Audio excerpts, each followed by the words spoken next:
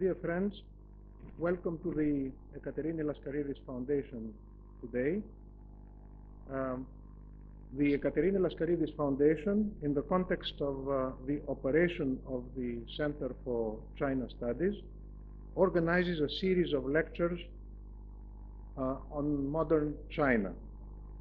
The Aikaterini Lascaridis Foundation nurtures a close relationship with Tsinghua University in Beijing through the funding of the Aikaterini Lascaridis Visiting Chair, and also with the Chinese Academy of Social Sciences, with which we have opened the CAS-ALF Center for China Studies.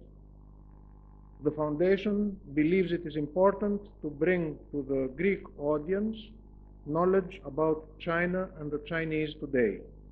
Last month, we presented here a lecture by Dr. Igor Rochela, lecturer in global policies at the University of London.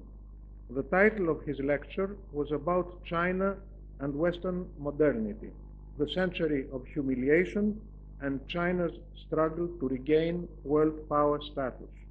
Today, we are honored to have with us Dr. Xin Sun, senior lecturer in Chinese and East Asian business at the Lau China Institute and King's Business School, King's College London. His research interests include political economy, government-business relations, and the politics of land and property in China. He will speak about capitalism, Chinese style, understanding state-business relations in China. Dr. Xin Sun will be introduced by Dr. Konstantinos Tsimonis, and I pass the floor to Dr. Tsimonis, waiting to hear with very much interest what you are going to present to us, Dr. Xin. Thank you, Mr. Mazarakis. Today we are all very happy to have Dr. Sun with us. Dr. Sun combines the best of the East and the West. So he was educated in Peking University, which is considered to be the best university in China, alongside Tsinghua. And then he did his PhD. His BA was in actually chemistry. And then he did his PhD in one of the finest institutions in the US, Northwestern University. So he has lived in Chicago and Beijing, of course. And the reason why he survived winters there is that he comes from the Daqing region in China, where it is associated with extreme cold and a lot of oil. Right? Yeah, indeed. So he specializes on Chinese and East Asian business, and really he's one of the most established and also youngest scholars in this field. So welcome. We're really happy to have you with us. I'll use a podium here, and thank you, Mr. Mazarakis, for your very kind invitation and introduction. It's a great honor for me to visit the foundation and to talk about Chinese business. And thank you so much, Kostas, for your introduction, which I believe is not actually true, but I'm very, very flattered. And also, I want to thanks everyone in the audience for coming. I know it's been so challenging to come into event on a Friday evening. So thank you so much for joining us. And also, I want to say hello to people who join us, via live streaming. So for those of you who followed the stocks of Chinese companies recently, you must have been surprised by the huge correction of stock markets, and especially the Chinese listed companies in United States and in Hong Kong. So if you look at the stock market index representing Chinese companies, there has been a very sharp correction. How do I use the label? Yes, there has been a very sharp correction since last year. And the tech stocks, the tech company stocks actually dropped the most. If you look at this index, the Xin Sun Tech Index and the Nasdaq Golden Dragon Index, many of these actually halved within 12 months. This is actually defying the global trend of bull market everywhere, especially in the United States, where the stock prices has hit record levels. Of course, the important reason behind the underperformance of Chinese companies' stocks are the series of regulatory crackdown against private firms, against many of the country's most successful private firms. For example, last November, the central bank suspended the IPO of Ant Group, which was founded by Jack Ma, this person. That's the most successful fintech company in China. And then immediately followed a series of anti-corruption investigations and sanctions against some of the largest e-commerce companies in China.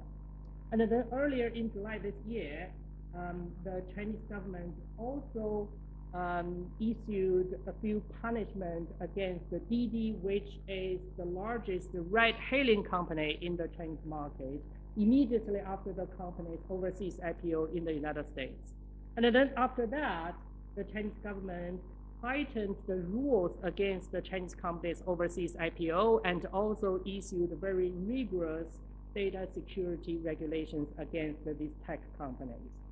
And then in the same month, in July, basically the government banned the whole sector of private tutoring. I have friends who work in this sector, and they told me the whole sector has vanished, right, under the government's regulations. And then in September, just a couple of months ago, we have heard a lot about the Evergreen Crisis, which is one of the largest real estate company that has been so heavily indebted and has become on the verge of collapse. And of course, a major reason behind the Evergreen crisis is the government has been tightening the financing rule for real estate developers, and then also imposed a lot of draconian restrictions against the real estate transactions and activities.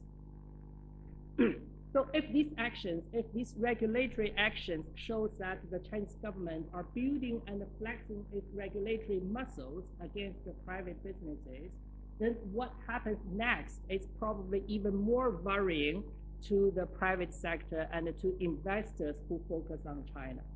So since last month, and actually a couple of months ago, this term, common prosperity, has surfaced in the party's policy agenda, and it becomes more and more frequently mentioned in the party's political discourses. Actually, President Xi Jinping himself published an article in a magazine called 求是. In English, it means seeking the truth.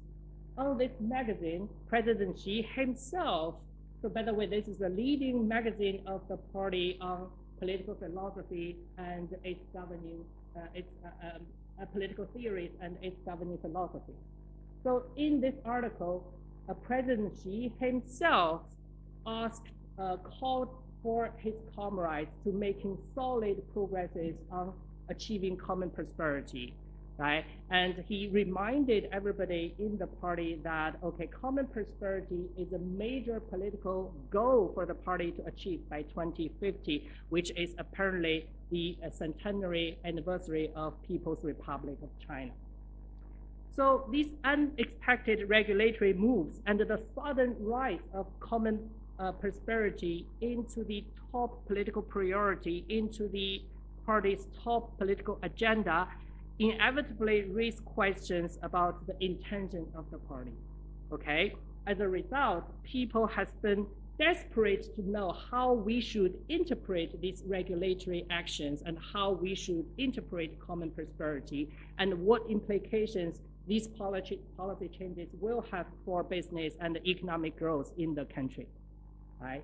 So in this talk, basically, I will try to provide my answer to these questions. More specifically, I will ask how we should understand the regulatory moves against the private sector. Are they just the one-off actions against a small number of businesses and sectors, or do they actually signal a comprehensive and radical policy shift? Okay, and finally, what are the implications for business and economic growth? So let me first provide a summary of what I will be arguing and offer an outline for the subsequent discussion. In a nutshell, my argument is that what happened recently, as well as what happened over the past decade, indeed signals a fundamental shift in both state-business relations and the economic paradigm adopted by the Chinese Communist Party. Before Xi came to power, basically, the state-business relationship in China can be best described as what I call reciprocal dependence, which basically means that the state, especially the local state, provide tremendous support for private businesses, and in exchange, private businesses contribute to economic development in the local jurisdictions. However, after Xi came to power in the past decade, the state, especially the central state, has actually struck back. The state strikes back under Xi. So they impose a lot of new restrictions over the private sector. The striking back of the state has dramatically increased the political and the policy uncertainty faced by the private sector in China. So as a result, it leads to what I call a new era of state capitalism. And finally, I will argue the reason behind the shift from reciprocal dependence to a new era of state capitalism is the logic is political.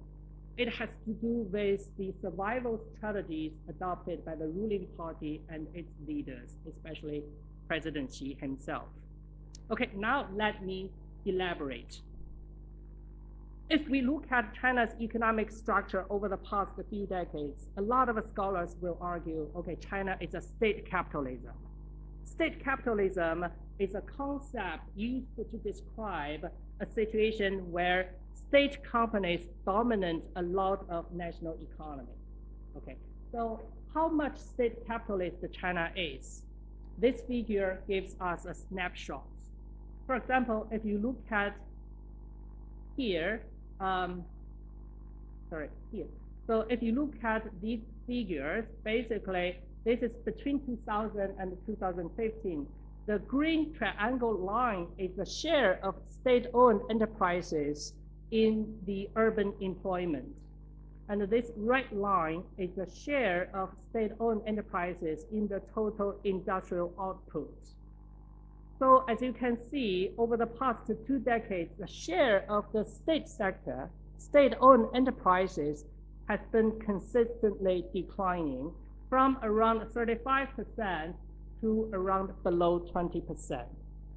And then these two figures are the share of state-owned enterprises in the total assets of the economy and total investment of the economy. They also dropped from around 70% 2 decades ago to around 40% in 2015. Okay. So several general patterns emerge from this graph. The first pattern, or the first observation we can make, is that as you can see the declines, right? State sector has been account for less than a half of the national economy, and probably only 20% in the most recent decade. Okay, so that means the tremendous economic success China has achieved over the past 4 decades is a story about non-state sector. It's a story about private firms and the foreign firms, the non-state sector. And the other observation we can make from this graph is if you look at the state-owned enterprises account for 25 or 20% of total industrial output, but they have been using or occupying 40% of the fixed assets or investment. What does that mean? that basically means two things. One is the state sector operates in what we call capital-intensive industries. Basically, they use a lot of capital and investment, but they don't use a lot of employment or employees. Right? So these sectors include ship making, coal mining, other energy, and aviation, together with many other manufacturing sectors. And then the second reason why there has been a contrast between the share of industrial output and the share of total assets is because state-owned enterprises in China are operating under very low efficiency, right? With 40 or 50% of fixed assets, they only generated 20% of industrial output, which shows that they're not very efficient. The inefficiency of state-owned enterprises can also be seen from this graph. This measures the profitability or financial performance of state-owned enterprises versus non-state enterprises, including private firms and foreign firms. And this is using the metrics called the return on assets, which basically means that if you have $100 assets, how much return you can generate every year. Okay. So looking at the return on assets, it becomes clear that there has been a consistent gap between state sector and the non-state firms. And the gap between the 2008 financial crisis has been around 3 to 5%, or 3 to 5 percentage points. And then after the financial crisis, the gap between the profitability of state and non-state firms has been even widening. Okay. So why is the gap becomes wider after the financial crisis? One of the reasons is that during the financial crisis, the Chinese government rolled out a huge stimulus plan to boost the national economy, because it was worried about economic performance and employment. And the supermajority of this stimulus money actually has been going to state-owned enterprises. And all of a sudden, state-owned enterprises receive loads of money, but they don't have good investment opportunities. So that generated a lot of wasteful projects and low efficiency. And that explains why the gap of profitability between state firms and non-state firms has been widening after 2008. So these above figures basically shows that China's economic miracles is really the making of the non-state sector, the private sector. Then what does the relationship is between the state and the private sector? Generally speaking, before Xi Jinping, state business relations in China can be best described using this term, reciprocal dependence. Basically, it means that on the one hand, the state, especially the local state, depends on the private sector to provide employment, to provide tax revenue, and also to provide economic development. With these contributions, local government officials can stay in their offices and they can be expected to get promotion into higher positions. And also, the private investment and the businesses also provided some rent-seeking opportunities for government officials and their families and friends, as we have seen in several of the corruption scandals. In exchange, the local government provides tremendous support for the development of private business. This support including very cheap land, tax rebates, especially local tax rebates, credits, and also regulatory leniency. Let me give you a couple of examples.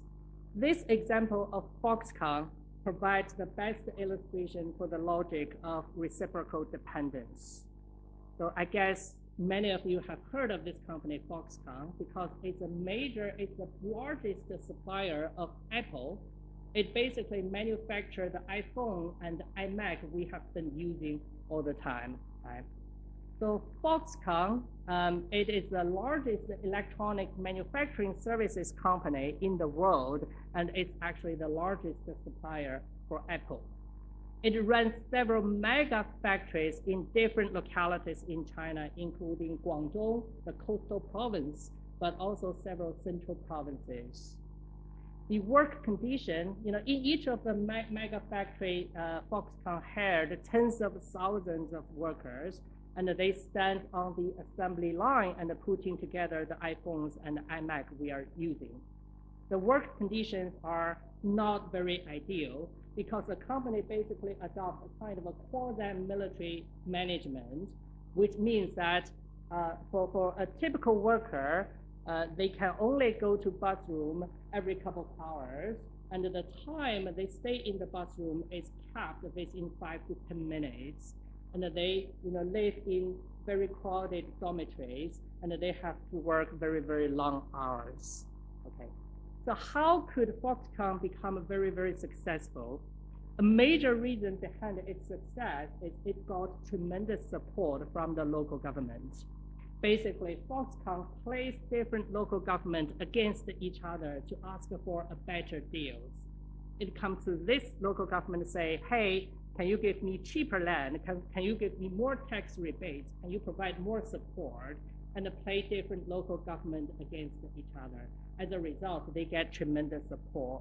But not only this support, the local government also helps Foxconn, for example, when there has been labor disputes involved in the company. Some of you may have heard this from the newspaper in 2010.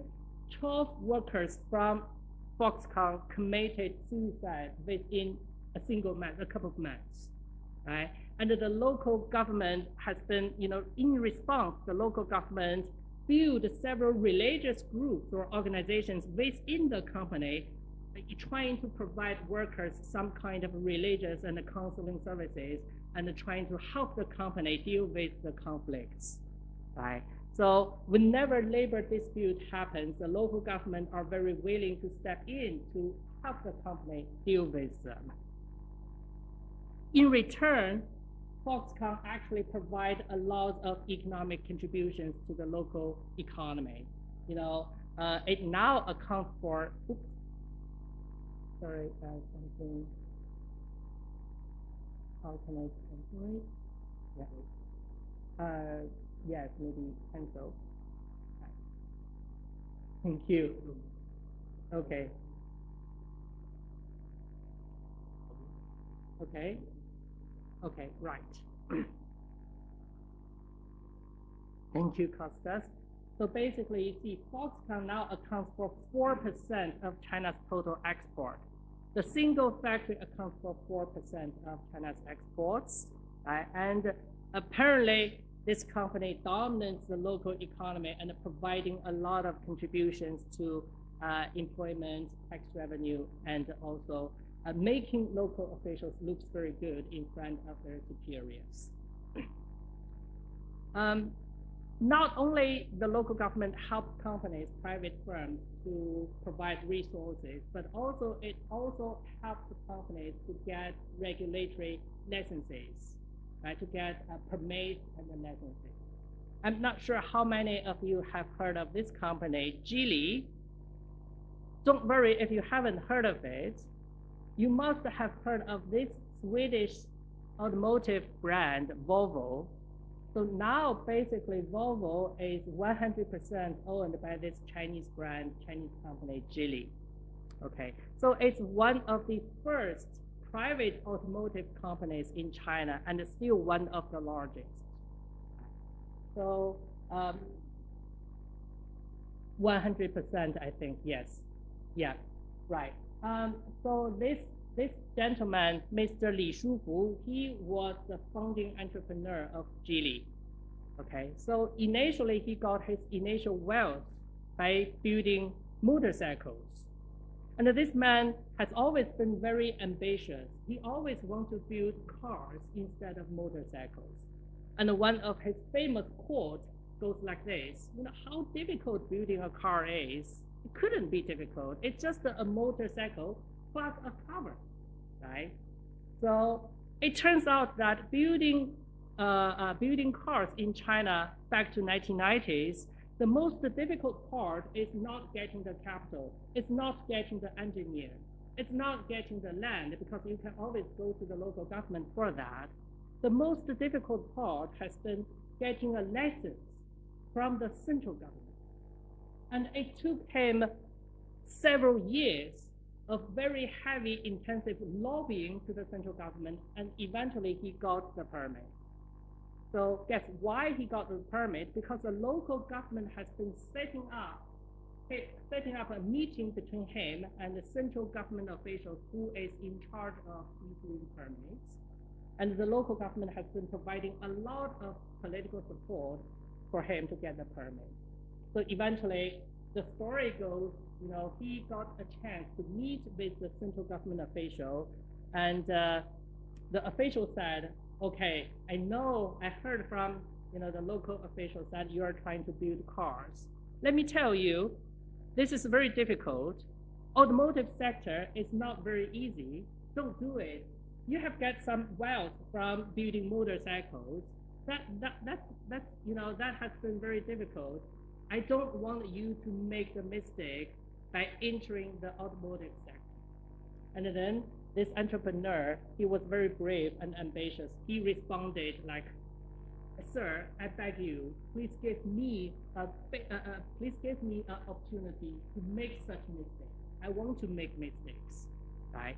So with the very strong support by the local government, eventually after a few years, he got the license, and eventually in 2010, he acquired Volvo, right, becomes international. This company, I guess many of you have heard of those. Ant Group, as I mentioned, one of the largest fintech company in the world. Right? So Ant Group also benefited tremendously from the support by the local governments. Initially, Ant Group operated only a digital payment service. If you have been traveling to China in recent years, you probably have noticed that China has become essentially cashless.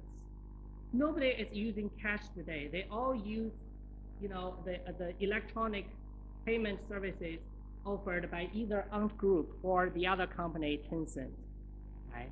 So Ant Group accounts for over 50% of the electronic payment market in China. Then gradually, Ant Group began to develop an even more lucrative business out of its original payment services, and that's micro lending service. So basically, Ant Group relies on the data collected from consumers and the customers who it handles the payment, and then use the data to generate the credit score for each individual, and then use the credit score to evaluate the lending potential to the customer. Right? And this has been a very lucrative service because the interest rate charged by Ant Group is like the interest rate of a credit card. Right? So essentially, this company has become a bank. Why is Ant Group so successful? One answer is that it got supported by international venture capital. So one of the earliest founder is the Japanese venture capitalist SoftBank. But not only the venture capital, it also enjoyed very strong support from the Chinese local government, not only in Hangzhou, where this company is based, but also in many other governments of different localities. For example, in 2013, when Jack Ma decided to turn Ant Group from a payment company into a micro-lending company, it faced some regulatory uncertainty. Because you're essentially becoming a bank, and for banks, the central government has the capital adequacy requirement according to Basel agreement and according to domestic regulations. But then this micro lending area, online lending area, was basically an uncharted water, right? So different local governments, they all wanted Ant Group to set up companies in their own jurisdictions, but they were afraid of the potential political risks and the regulatory risks. So eventually, a local government in Chongqing, which is a big city in southwest of China, approached Jack Ma, say, hey, come to our city, and I will guarantee you get a license, right? So eventually, Ant Group went to Chongqing, set up the micro lending platforms, and then expanded its capital by 100 times. So basically, it runs very high leverage ratio. With $1 capital, the leverage ratio of Ant Group can be as high as 50 to 100 times. That means with $1 capital, it's issuing loans that is worth of $50 or even $100. And then the company becomes so big and so successful. These above examples show the support from the local state has been the key to understand the success of the private sector in China over the past 4 decades. And observing this rapid economic growth and the thriving private sector in China, my colleague Yuan Yuan from University of Michigan has been saying, okay, the past 4 decades is China's Gilded Age, which draws a parallel with the second half of the 19th century in the United States, American Gilded Age, of course. However, I would argue this Gilded Age in China has come to an end. And because the state, especially the central state, has been striking back under Xi Jinping. The first sign of state striking back is since 2008, the central government has been channeling a lot of resources from private sector to pop up the state sector. If you look at this figure, this shows the indebtedness of state companies and non-state companies. Before 2008, the level of debt leverage or indebtedness between the two types of companies are relatively the same. But after financial crisis, the state-owned companies has become so heavily indebted because they receive a lot of financial resources from the government. For $1 of equity, they're basically running a debt of $1.6. This is a huge comparison with non-state firms. And the result of the tremendous financial resources provided to state-owned enterprises leading to a huge explosion of super big national state-owned enterprises. So this figure shows among the so-called Fortune 500 company list, which compiles a list of 500 largest companies in the world. So in 2005, you see there are around 49 companies on that list, which are state-owned companies. So 49 of them were state-owned companies, and 14 of them were Chinese state-owned companies. 35 were from other countries. Then you see, moving forward to 2017, 75 Chinese state-owned companies made it to the Fortune 500 company list. And this is in sharp contrast with the 27 non-Chinese state-owned companies in the same list, right? And of course, among the 75, including the giant shipping company Costco, which in the past years have taken a huge stake of the port just near us, right? Not only the more resources has been channeled to the central state, by the central government to the state sector, many other policies adopted by the central government also favored the state-owned enterprises at the expenses of private businesses. For example, since Xi came to power, the central government has adopted several campaigns to so-called clean access capacity and push forward the industrial consolidation within some certain industries, again, including coal mining and steel making and several other manufacturing industries. So these cleaning access capacity basically force companies to merge with each other because the concern of the government has been, okay, there has been too much competition in the sector. and driving profitability down. We need to consolidate industries to reduce the competition so that everybody earns a profit. So this policy on the surface appears to be fair to everybody, but essentially it's heavily discriminating against the private firms because private firms are smaller and they don't enjoy a lot of financial resources from the government. As a result, the smaller private firms has become the targets of forced merger and acquisition by the larger state firms. Okay, many of these private entrepreneurs, they protest against the forced consolidation or the forced acquisition, but because the policies were really pushed forward by the central government and there is nothing they can do, and the protest basically didn't make any difference. The central government also strikes back by issuing a lot of new regulations. Especially these regulations has been imposed on sectors that has been traditionally dominated by the private businesses, including these tech sectors and the real estate sectors. In the case of Ant Group, the financial regulator in the central bank basically ruled that the business model adopted by the country is a threat to the financial stability of the country. The business model adopted by the company is a threat to the financial stability of the country. So the central bank changed the regulation to significantly tighten the capital adequacy requirement. Under this new requirement, Ant Group can no longer grow as rapidly as before. This may sound okay, this may sound fair because regulations are everywhere. In EU, there has been a lot of rigorous and draconian regulations imposed on firms and also tech firms. However, there is a major difference between China and the EU. That is, in China, without the rule of law, the regulators in the central government have a lot of discretion in interpreting and enforcing the regulations.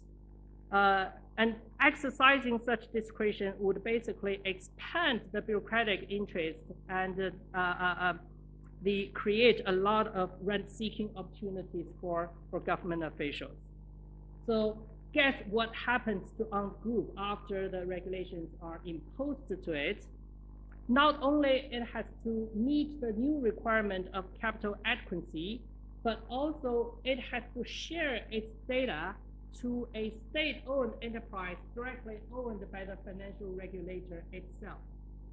It has to form a joint venture with state-owned enterprises and share its data.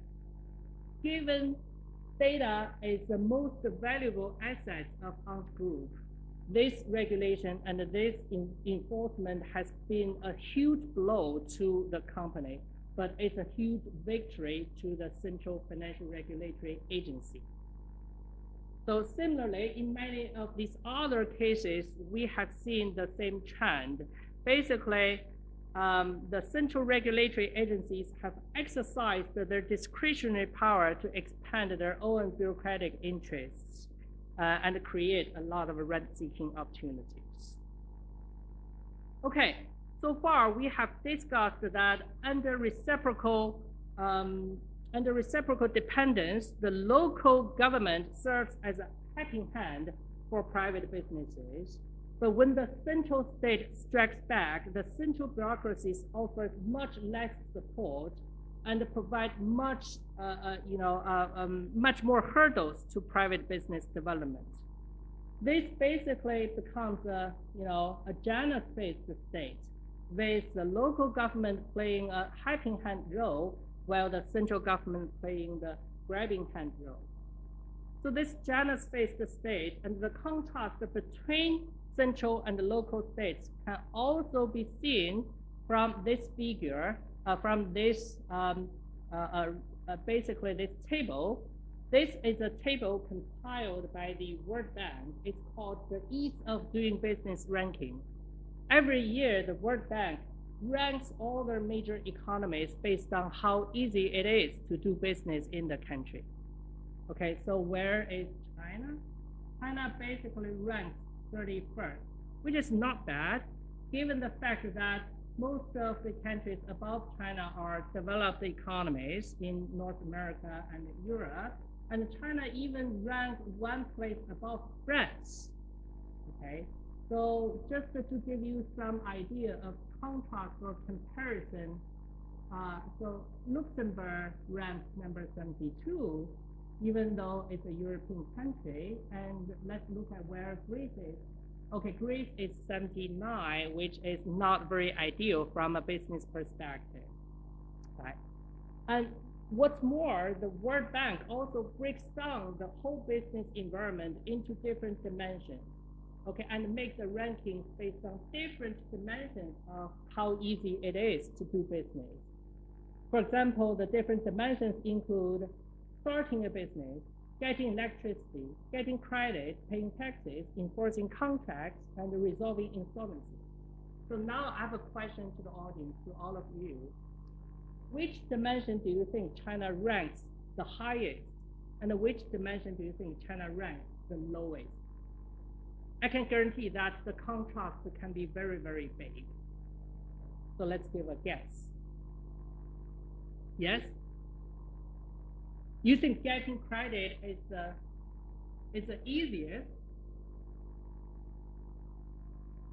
You think enforcing contract is that easiest or difficult? More difficult. Okay, Kostas, what do you think? What's your answer? Which is the easiest and which is the difficult one?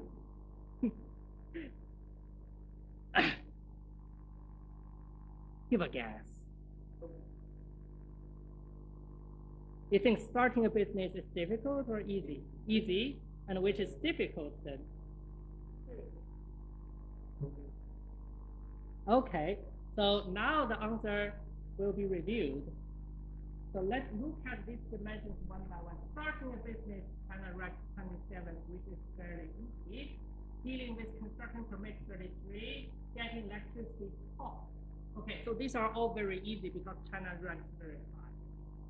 Then this one, getting credit, 80, which means that it's very difficult for private businesses in China to get credit because the majority of financial resources actually go to state-owned enterprises. So this is difficult, China ranks 80, but surprisingly, this is not the most difficult dimension. The most difficult dimension is here, paying taxes. China ranks 105. So if you think, okay, getting credit means that a company getting money from the bank, that makes sense. It's not that easy because you're asking for money. But paying taxes basically means that you're turning money to the government. Why the Chinese government making paying taxes so difficult? And if you compare that with other dimensions, like enforcing contracts, China ranks number 5, amazing. And resolving insolvency, 51, not ideal, but okay. Getting electricity, it's very easy. Why we are seeing such a big contrast? The answer basically lies in what I just discussed, the contrast between the central government and the local government. For those dimensions where China ranks very high, these are the policy domains controlled by the local government. And the local government has always been the helping hand. And for these dimensions, China ranks low. These are the policy domains controlled by the central government. China has a highly centralized financial system. The central bank has been, issuing quotas for different banks about how much loans they can make and having very rigorous financial requirements about individual loans. Paying taxes, this belongs to a highly centralized bureaucracy. The tax bureaucracy is highly centralized. So that's why, those dimensions under the central government, they have ranked the lowest, right? So this basically, I hope with this figure, I can convince you that, okay, the Chinese state, in terms of its relationship with the private business, is a Janus space with local helping hand versus central grabbing hand. And unfortunately, the tide has been moving towards the more centralization direction.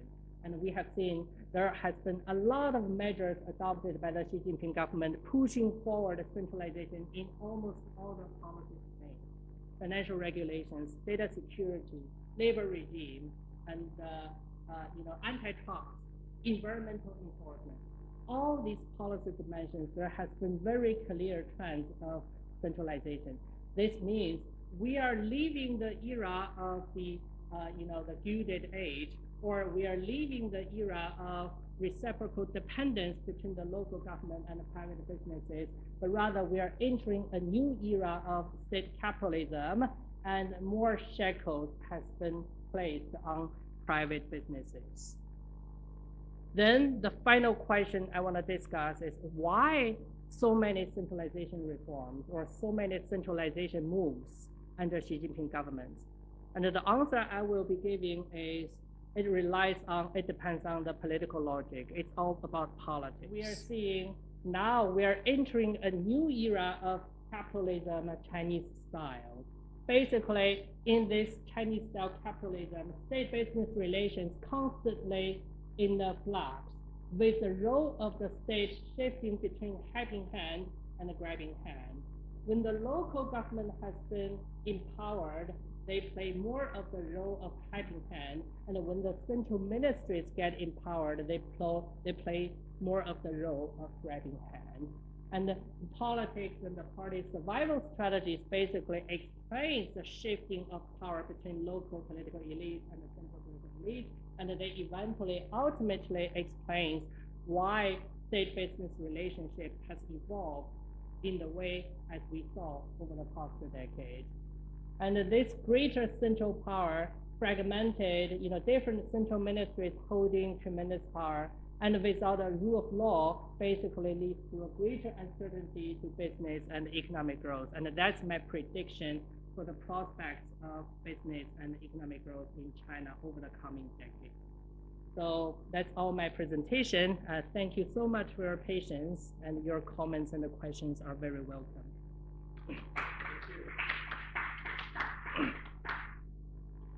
Thank you very much for this really exciting presentation on a topic that couldn't be more topical, right?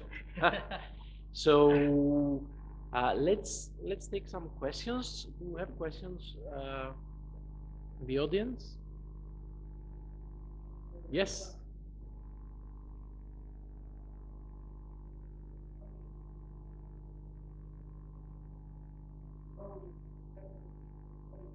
Mm-hmm.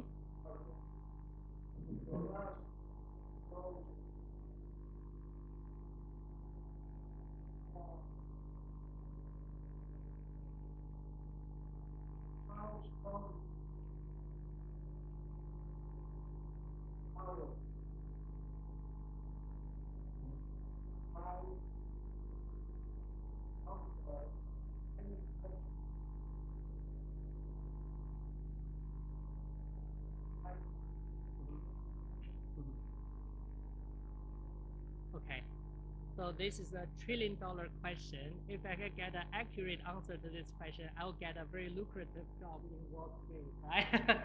But this is a great question. My personal view is that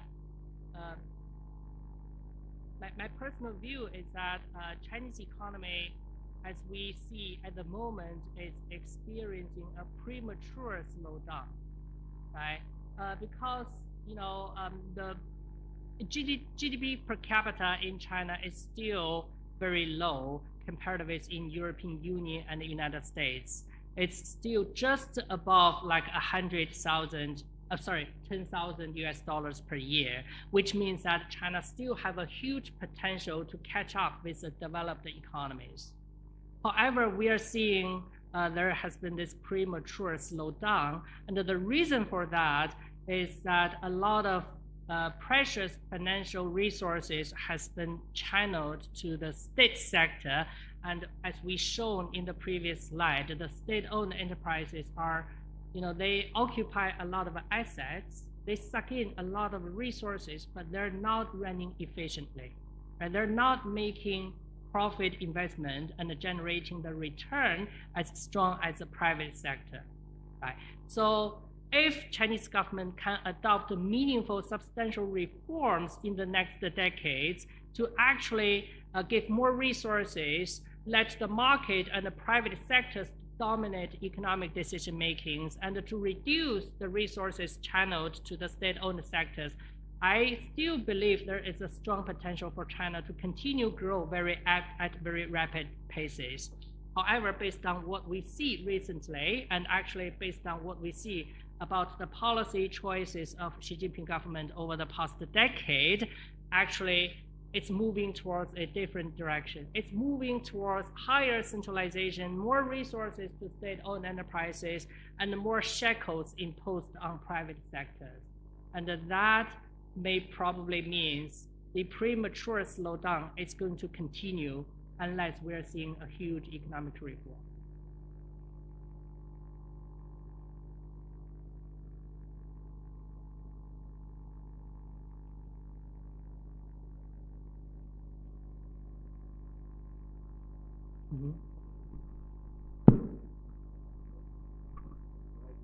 But Okay. thank you. My name is Paparizos Antonis. I am professor of sociology, but I am working on the mode of productions. What is the mode of production? We spoke about state capitalism.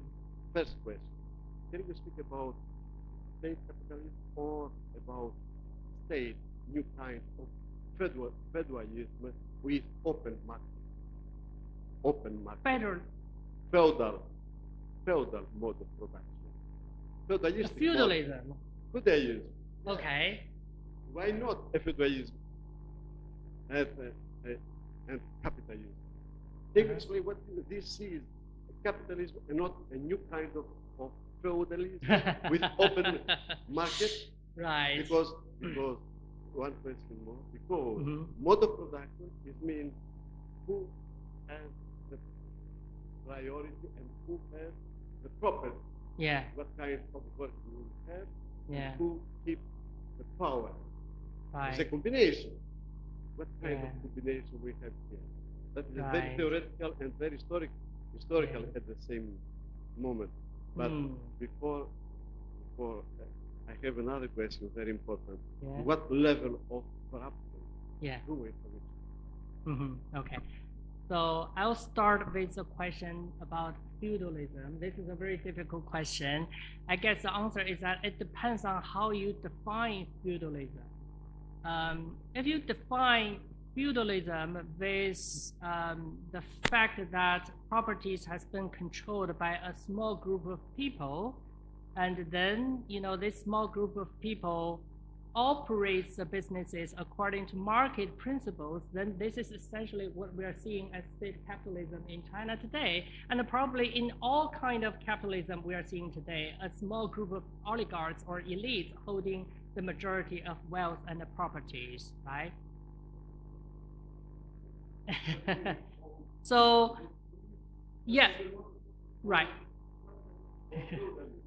So this is my actually, I want to say, so if you define feudalism with the small group of elites use coercion to make sure people work for them, feudalism with serfdom, so basically with forced labor who work for their land, then that's probably not so much what we are seeing in today's capitalism, because today's capitalism is really based on price and wages and the free choices of individuals, right? So so if you take into consideration these free individual choices, then that's a huge difference with what we see in the medieval ages, right? When there has been a lot of forced labor and a lot of the coercive power adopted by elites, especially political elites, to using the Marxist term to exploit labor and other people, right? So I would believe state capitalism is probably a better term to describe what has been going on in China today. And even though, as I have been arguing in the past hour, the kind of state capitalism in China has shifted from when local government has the power, they form this reciprocal dependence with private businesses, right? But now, the central ministries has been greatly empowered, and they provide more shackles and hurdles to business development. So we are seeing different versions of state capitalism in China, and I believe, that's actually a different model with feudalism. If you talk about individual choices and the liberties, it's kind of a thing. The second question about corruption, how corrupt China is, this is again very difficult question. It depends on how you measure it. If you look at how many people get removed from office under Xi Jinping, President Xi's anti-corruption campaign, then apparently the Communist Party can be quite corrupt, right? It's very, very corrupt. However, some of my colleagues has been able to demonstrate there is a puzzle about corruption and economic growth in China, because China, it is corrupt, but it also managed to generate very high level of economic development. Normally, when we look at developing countries, corruption doesn't really go hand in hand with economic development. However, in China, we have seen there has been huge corruption, but also very impressive economic record. Why is that the case? I think part of the reason is that in China, the corruption has mainly been concentrated at the higher levels. And if you look at the grassroots officials, the custom officers, the police officers, they're much less corrupt, and they have been quite strongly disciplined by the party. The party itself imposed a lot of restrictions and disciplines to its grassroots officials. Right? So this is not the kind of bribes you would expect. For example, if you arrive in Russia, you want to get a stamp on your passport, you probably need to provide some small bribes to the grassroots officials. But in China, those happens not very frequently. The corruption has been concentrated at higher level of the regime, especially the largest political elites.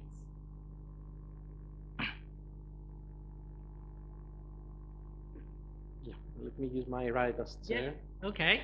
How concerned are you about the whole Evergreen crisis? Yeah. Do you think it's going to be contained, or do you think it's going to have like systemic effects? Okay, so Evergreen basically is one of the largest real estate developers in China. And in recent months, it's basically, people has been discussing, it's almost going bankrupt. It almost defaulted in several international debts, missed the repayment deadlines, et cetera, and the cash flow generated by the business is not able to cover the debt interest payments, right? So my view is that the crisis itself is a result of government policy. Right?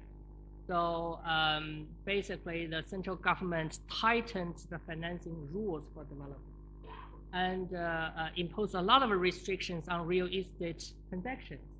Basically, for example, if you are a potential property buyer in China and you go to the bank will tell you, hey, the government has imposed a cap price on the property you're planning to buy, and we can only give you a mortgage based on that price cap determined by the government. And that price cap determined by the government is basically much lower compared with the market prices of the property.